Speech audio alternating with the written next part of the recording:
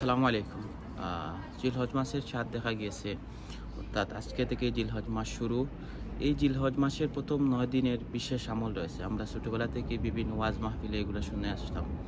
চলো আজকে চার্জিটিকে জিজ্ঞেস করবো যে জিলহজ মাসের ফজিলত কি এবং সে কী বলে, চলুন দেখে নেওয়া যাক।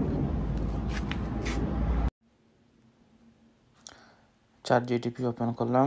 এখানে আমি লিখব যে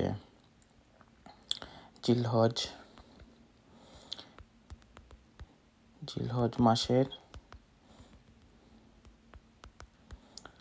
প্রথম 9 দিনের ফজিলত।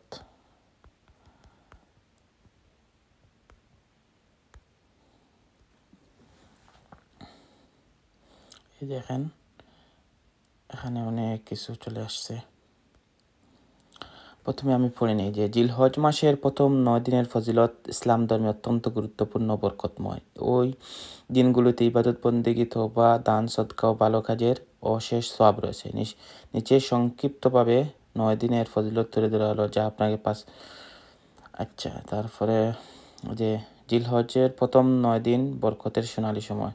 কুরআন ও হাদিস থেকে ফজিলতের ভিত্তি।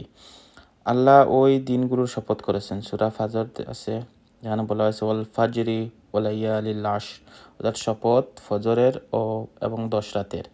ইবনে আব্বাস রাদিয়াল্লাহু অন্যান্য অনেক মুফাসসিরদের মতে এই 10 রাত হলো জিলহজ মাসের প্রথম 10 দিন। এই দিনগুলোতে আমল আল্লাহর কাছে সবচেয়ে প্রিয়। হাদিস যে নবী সাল্লাল্লাহু আলাইহি সাল্লাম বলেন, আল্লাহর কাছে কোনো দিন এমন নেই যাতে সৎকর্ম নেক আমল করা হয় এত বেশি প্রিয় হয় যতটা এই 10 দিনে। সহিহ বুখারী হাদিস নম্বর আছে যে 969। সাহাবীরা তখন প্রশ্ন করেছিলেন, জিহাদ কি তার চেয়ে উত্তম? তিনি বলেন, হ্যাঁ, সে ব্যক্তি ব্যতীত যে নিজের জান ও মাল নিয়ে জিহাদে বের হলো এবং কিছুই ফিরে এলো না। আরফার দিন রোজা রাখার ফজিলত, অর্থাৎ 9 জিলহজ আরফার দিন রোজা রাখার ফজিলত হিসাবে নবী সাল্লাল্লাহু আলাইহি ওয়াসাল্লাম বলেন, আরফার দিনের রোজা গত 1 বছরের ও আগত 1 বছরের গুনাহ মাফ করে দেয়। হাদিসটি সহিহ মুসলিমে আছে, হাদিস 1162। তাছাড়া বলেছে তাসবিহ, তাহমিদ, তাকবীর বেশি বেশি পাঠ করা। ইবনে উমর রাদিয়াল্লাহু ও আবু হুরায়রা রাদিয়াল্লাহু তাআলা বলতেন যে এই 10 দিনে তোমরা বেশি বেশি করে বলো আল্লাহু আকবার, লা ইলাহা ইল্লাল্লাহ, আলহামদুলিল্লাহ, সুবহানাল্লাহ। হাদিসটি আছে মুসনাদে আহমদে।